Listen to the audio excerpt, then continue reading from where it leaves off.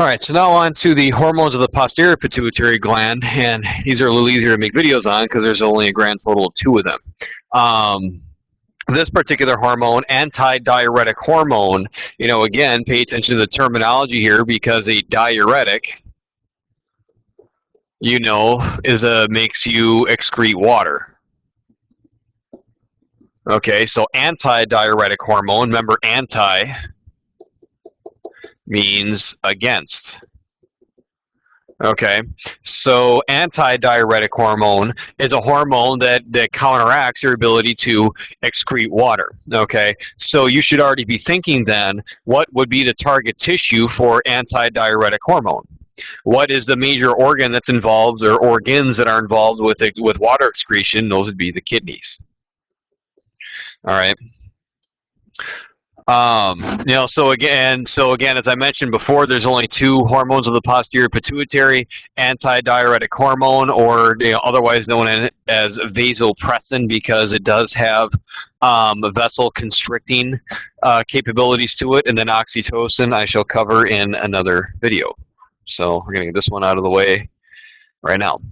So as I just mentioned, well, that's nice.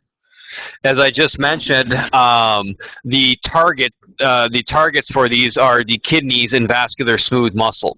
Okay, and within the kidneys, antidiuretic hormone, uses the receptor, mechanism of, cyclic AMP, the adenylyl cyclase, and then in vascular smooth muscle, the IP3 and calcium mechanisms. I'm sorry, I don't know why that came out that way. And calcium mechanisms, or the phospholipase C mechanism. Okay, so let's talk about the effects of antidiuretic hormone. All right, in the kidneys, ADH is responsible for increasing the kidney's permeability to water. Okay, so in the kidneys, essentially, antidiuretic hormone stimulates the retention of H2O. Okay, the retention of water, and the main part of the kidneys, where this is targeted for, is are part of the nephron are parts of the nephron called the collecting duct and distal convoluted tubule. Distal. Okay, so essentially. what's gonna happen is, so basically when we make urine,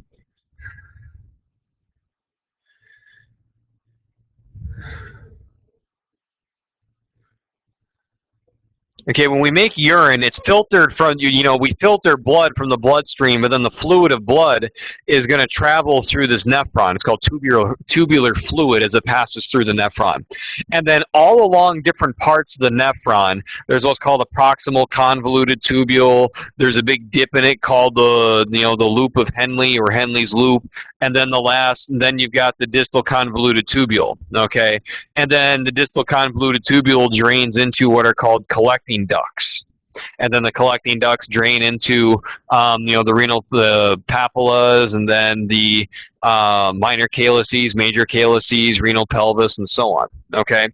Now, along the walls of these microscopic tubular structures within the kidneys, these nephrons, there are various pumps, because these are important for reabsorbing nutrients and materials that we need to retain in our body, because anything that's small enough to be filtered or pushed out of these capillaries is going to get pushed into the nephron, and more than just water, and a lot of that substance is useful and we need it back in us. Okay, now what's going to happen when antidiuretic hormone binds with its receptors on these parts of the kidney, what it's going to do is it's going to stimulate these water channels to open, and then water is going to diffuse out of the nephron and into the tissue spaces of the kidneys. And then lining, found surrounding these vessels, and within the tissue spaces, or was surrounding these nephrons, there are blood vessels in the tissue spaces of the kidneys. So as water pours out, then that water is going to get reabsorbed back into the bloodstream, and then that's how the kidneys retain water, through the usage of antidiuretic hormone. Okay, with vascular smooth muscle, essentially what this does is it stimulates the contraction. When I say contract, the diameter is going to get smaller. Okay, and this is very important for elevating blood pressure. Okay, and especially during a process called the renin angiotensin aldosterone system. Okay, this is a very complex hormonal response that we undergo to counteract changes in our overall blood volume. Okay, basically when we have massive blood loss, but when we lose water and salts at the same rate. Okay, now what's going to happen here is as this response is undergoing and antidiuretic hormone is released, it's not only going to stimulate the kidneys to retain water, which will get our blood volume back up, it's also going to cause these blood vessels to constrict as it interacts with the arterioles, okay, which causes an increase in what's called total peripheral resistance. The more narrow the vessel, the harder it's going to be to blood to flow through that vessel, so there's going to be more resistance to blood flow. And these are peripheral arteries, hence the term total peripheral resistance. And the purpose behind this is to get your blood pressure back up. So if you're in a situation where you're severely hemorrhaging, okay, this is going to be a response that's going to be utilized, okay, because you're going to want to retain water to maintain your blood volume, and at the same time, if you're losing blood, that's going to cause your blood pressure to drop. But if we constrict, our peripheral arterioles or peripheral vessels, then that allows us to retain water, and that'll also make it harder for blood to flow through a lot of our vessels, and hopefully can slow down the blood loss a little bit. Okay, so those are the actions that antidiuretic hormone has. And when it comes to regulation, okay, the primary regulator of antidiuretic hormone is the osmolarity of our body fluids. Basically, the extracellular sodium concentration. Extracellular sodium, okay? So let's use the example of sweating.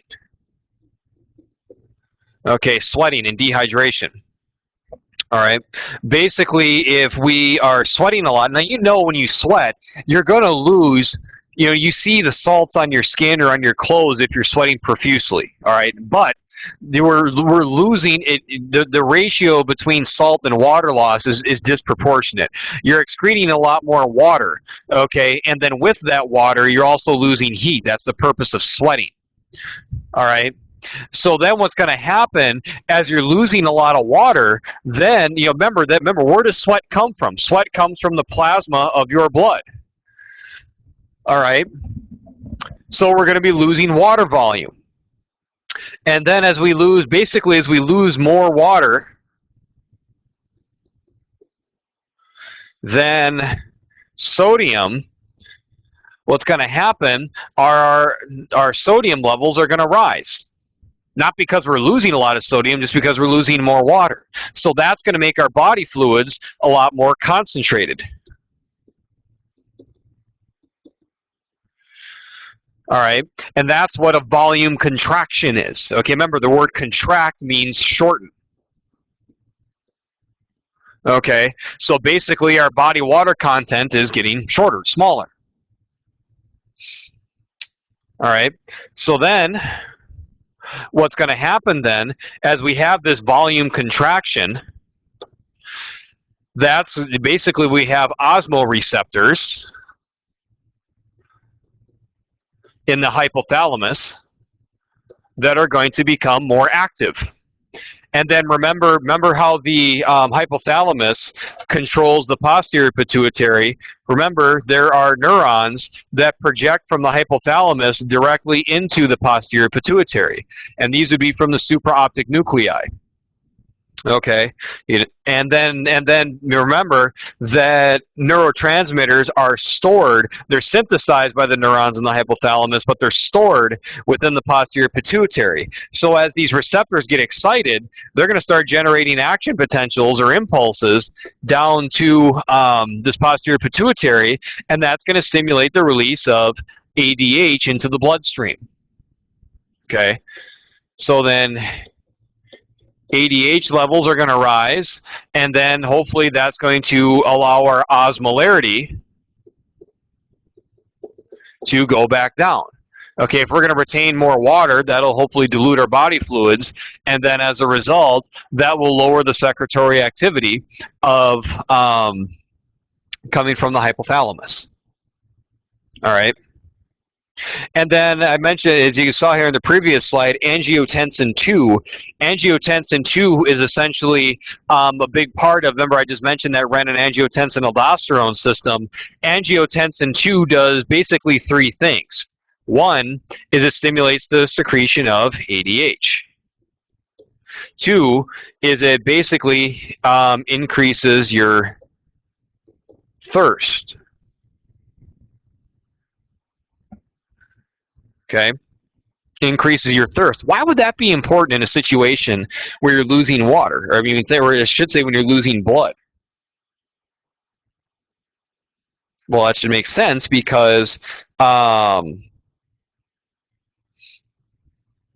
are going to be, if you're losing, blood, you're losing water, you got to get that water back in yourself, okay? And then the third, it's going to be an increase in the peripheral resistance, okay? Which will in turn, when you put all three of these together, that's going to increase, basically that's going to create what's called volume expansion as we get our water levels back up. All right? So that's how we regulate the secretion of antidiuretic hormone. And then basically when it comes to the pathophysiology of this, of antidiuretic hormone, if we have a deficiency in ADH, well, then you can do the math on what's going to happen. There's going to be no hormone essentially telling your kidneys to retain water, and then as a result, you're going to have, water loss. Which is going to cause volume contraction. All right. So you could have, primary ADH insufficiency where the pituitary itself just is not releasing antidiuretic hormone like it's supposed to. All right. There could be, the problem could be at the level of the kidneys. All right, and that's what we would call nephrogenic diabetes insipidus. All right, if this is a problem with the brain, we would call it central, or a problem with the pituitary, diabetes insipidus. Okay, so if you have central diabetes insipidus,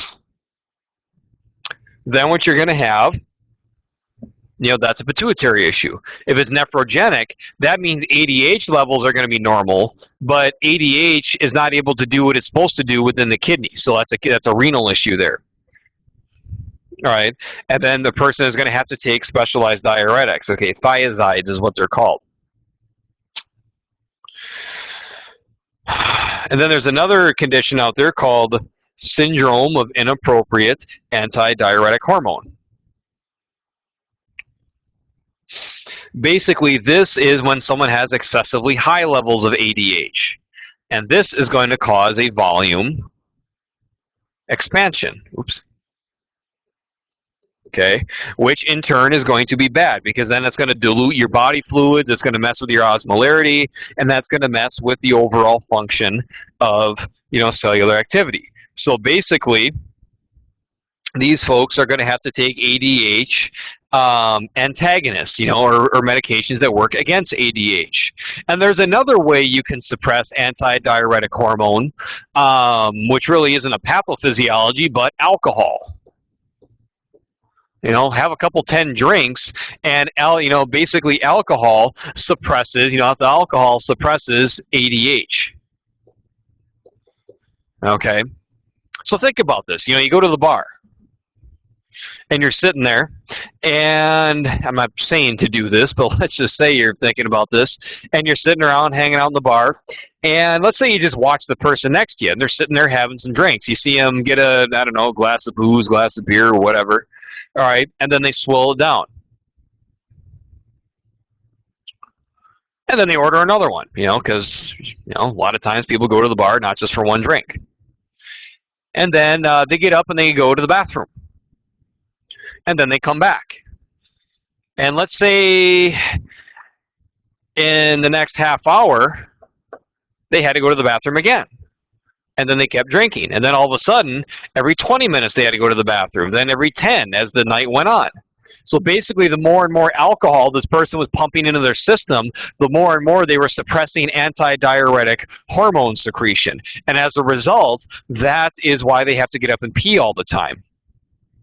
All right, so alcohol also affects antidiuretic hormone secretion, which is also why it's a bad idea to have a drink and then exercise shortly thereafter, because you're going to lose, it'd be a lot more easier to lose water. Okay, that you don't want to injure yourself because you're a little buzzed and not making the right decisions. All right, so that's antidiuretic hormone. Trust me, this is not going to be the last time you're definitely going to hear about this, because when it comes to understanding renal physiology and water retention, we're going to come back to this hormone left and right. Okay, so make sure that you walk away with, at least from starting with this topic, a good basic understanding of antidiuretic hormone.